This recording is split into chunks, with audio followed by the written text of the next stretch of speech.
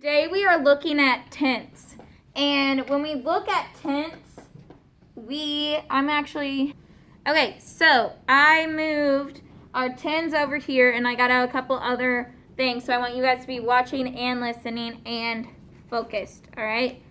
So when we look at tenths, okay, there are 10 pieces in this pie chart, correct?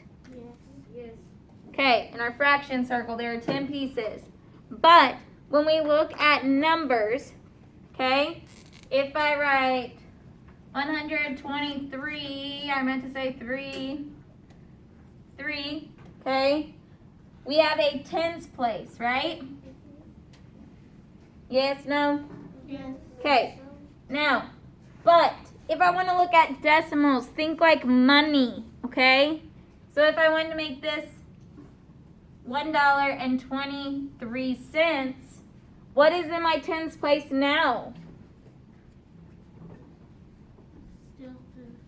Still the 20, because when we look at fraction or decimals, okay, the first number on this side of the decimal represents a number to the 10th, okay? Just like when we look at, if this is our one whole, this is a 100 square, right? This is a 100 square. How many of these does it make to make 100? 10. This is 10 of our little 1 cubes. This is 10 1 cubes. Right, Lincoln? Right, boy Leon? Yes. 10 of these makes a whole. Just like when we think of money, right?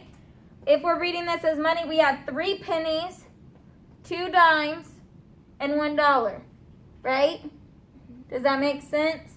So when we talk about decimals, sometimes it's really good to look at it as money. Okay? So, if I tell you, I'm going to give Bella this much money.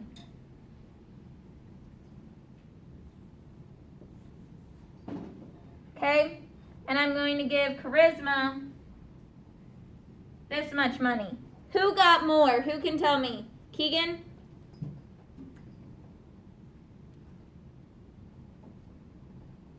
You want to get help? Both?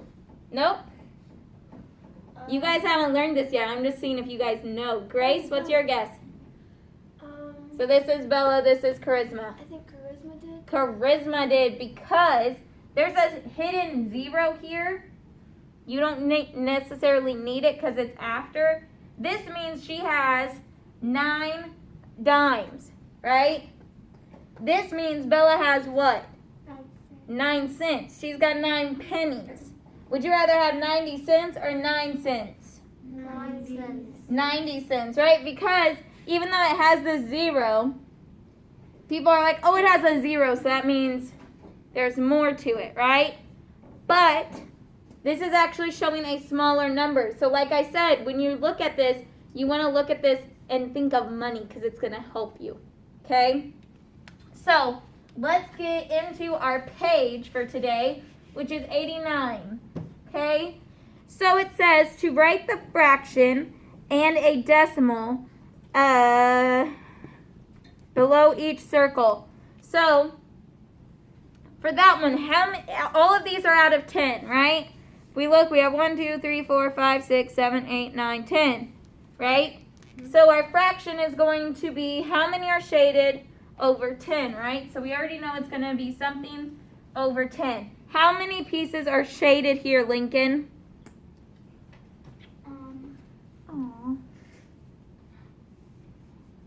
How many are shaded in number 1 on our page?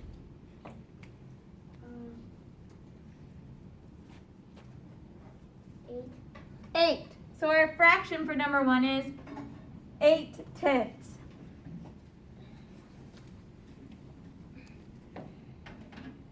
Can we put that in fraction? Yep.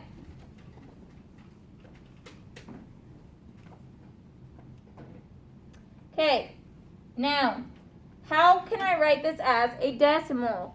Well, we're going to put a decimal point, and there are 8 tenths. Remember, our tenths place is the one right after the decimal, okay? So you're going to put decimal 8. That's all you have to do to write that as a decimal. Pretty easy, huh? Okay. Now, let's look at number 2. So this was number 1.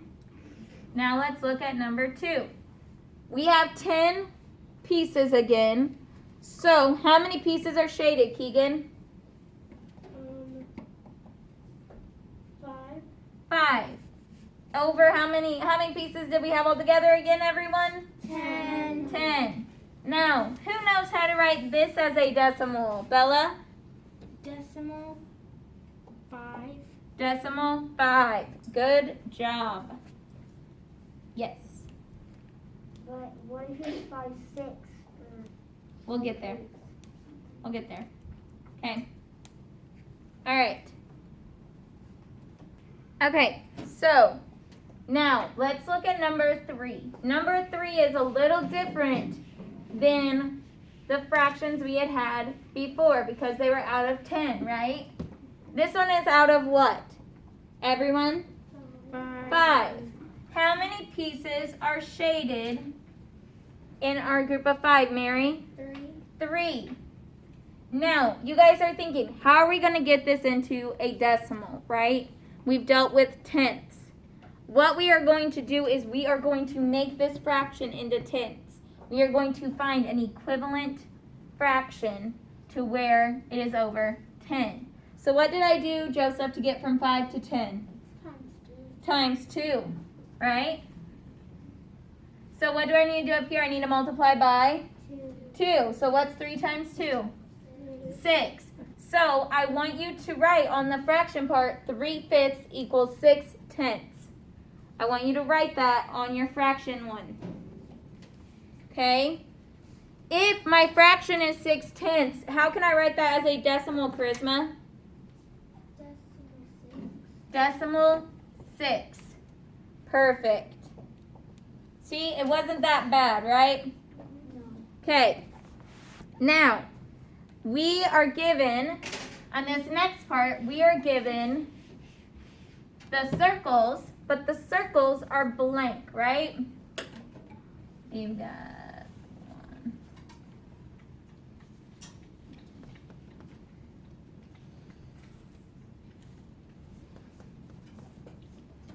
I didn't do it right.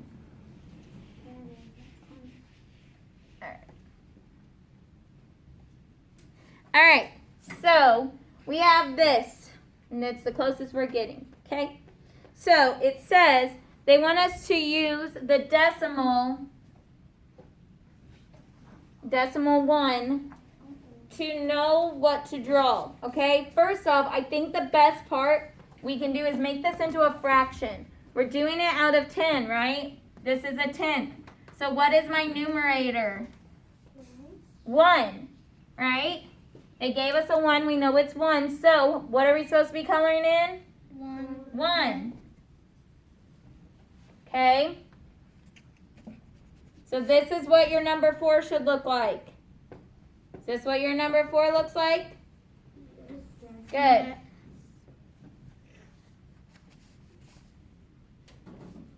You're not erasing this. It's too hard to draw the first time.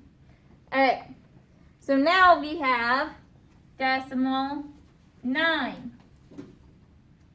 So, what is that going to be, Joseph? What is my fraction going to be for number 5? How do we write that as a fraction? 9/10. Perfect. So now I need to fill in 9 sections.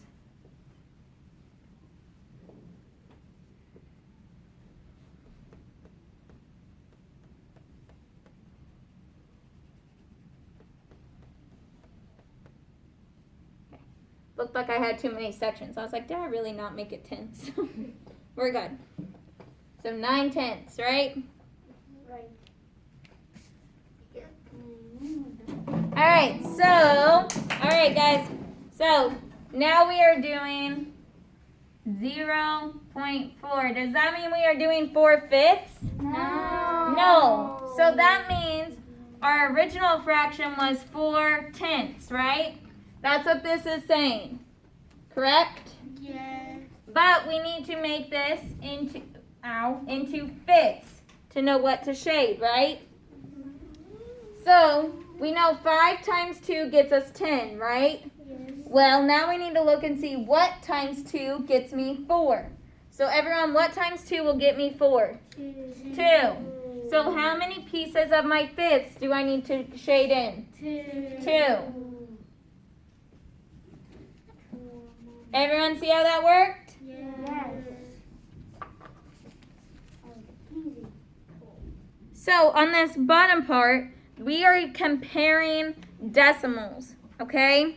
So I gave you guys some like funny comparison of saying I gave Bella 9 cents and Charisma 90 cents, but that's because we're going to be doing something like that now, okay? So number 7 says we have 0.2 and 0.9, right? Yes.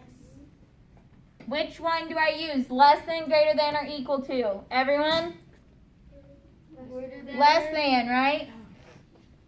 Decimal 0.2 is less than 0.9. This is 20 cents. This is 90 cents. Okay? They're in the same spot too, so they're easy to compare. Okay? Now let's look at 0.7 and 0.6. Now, again, they're in the same spot. So are we using less than, greater than, or equal to? Greater than. Greater than. 7 is more than 6, right? Those ones aren't too bad. Now let's look at number 9. 1.4 and 1.3. This is where we need to look. We both numbers have a hole in it, right? A hole of 1. Now, so we need to look at our next spot. So we have 4 and 3. So is it greater than or less than? Greater than. Greater than. Okay. Number 10 is 3.2 and 1.8. Okay?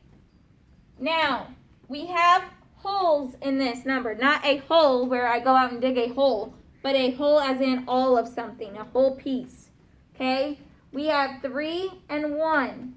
So just from that, we can tell that what symbol should we use? Greater than. Greater than, because 3 is more than 1. So this would be like if I said I have $3.20 compared to $1.80. We have, our 8 is bigger than our 2, but this number in front is what makes the difference, right? Okay, now, number 11, we have 0.3 and 0.5, right? So, what symbol am I going to use here? Less than, greater than, or equal to? Less than. Less than. And then we have 0.1 and 0.1. What's this one? Equal to. Equal to. That one's pretty easy, right? It's a direct copy. We have 2.1 and 2.2. So again, we have the same holes, right? We both have $2, but here we have $2.10. Here we have $2.20. So what symbol should I use? Less than. Less than. Now, this very last one, we have $10.01 and $10 and No, $11.01. Okay? So what symbol should we use? Less than. Less than. Pretty straightforward, huh? Yes. Okay, so what I want you to do is look at the back really fast. These are our math boxes. It says to circle the obtuse angles. There are 2 obtuse angles, but I'm going to help you with one of those now. Look at that second angle where it's really small, right? You see how it's really small? But that circle on the outside shows that it's not really small. It means it opened so far that it's almost a complete circle. Okay? The little arrow on the outside of that shows us that it's open outside. Not that that little part is what's open. That's that little part that's not. Okay? So everyone circle that second one. Yep. Okay, now you need to circle one other in there, and you'll do that in a minute.